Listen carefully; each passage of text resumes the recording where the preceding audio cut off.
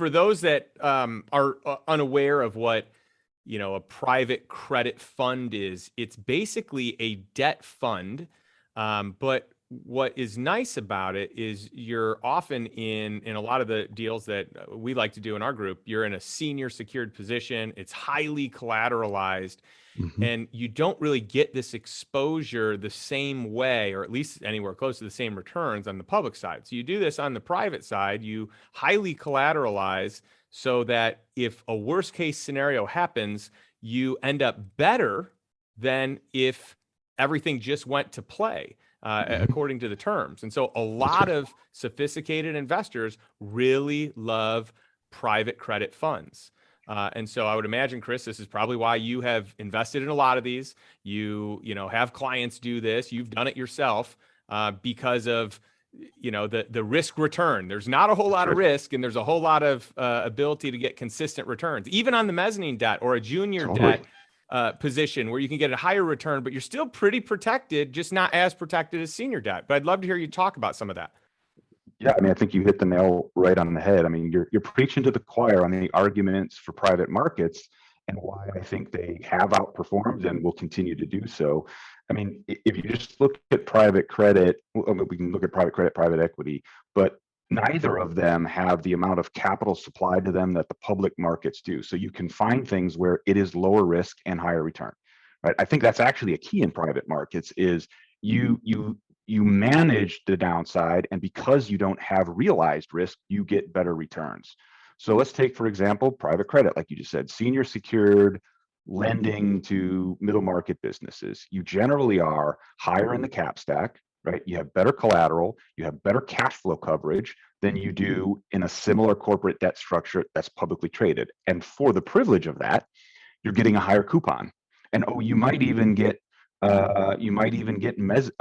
warrants if you're in the mezzanine.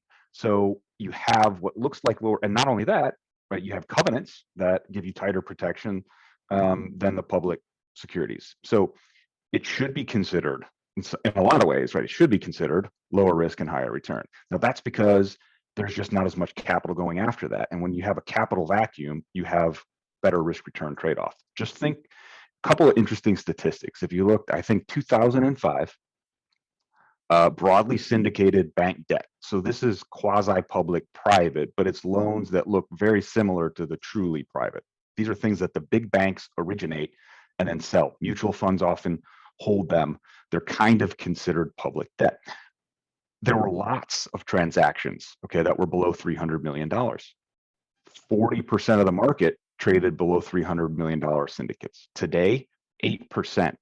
Only 8%. So that means the banks have moved way up market. It's just as profitable to do $1 billion syndication as it is $100 million. You're just not going to do $100 million. They've left this area for private credit funds to come in. And if you find pockets like that, you can get similar superior risk adjusted returns. Yeah, I just love that. I love the opportunity there. I feel like this is a world that most people don't even know exists. Like it doesn't even cross their mind that they can have greater protection, greater risk protection, and a greater return. I mean, you're literally winning on both ends of the spectrum. Mhm. And that's powerful. And by the way, Yep. we could talk about the same thing in private equity and not even being in a debt position, but figuring out mechanics and terms where you can structure a deal and you still have these protections in place. Mhm. And Right. and it's very common. You mentioned it before, like on the mez side. And by the way, you don't even have to be mez side to get warrants and equity kickers. It's more Mhm. common, but you don't have to. You can That's right. negotiate anything. That's the beauty of the private side. You're That's right. negotiating one on one with the person or the group that wants your money. And so you can structure it however you want. And we do this all the time in our group, in the Mhm. Lifestyle Investor Mastermind. And my private clients do it. And I've been doing this for years. And I know you see it. Like you've been doing Yep. this for years.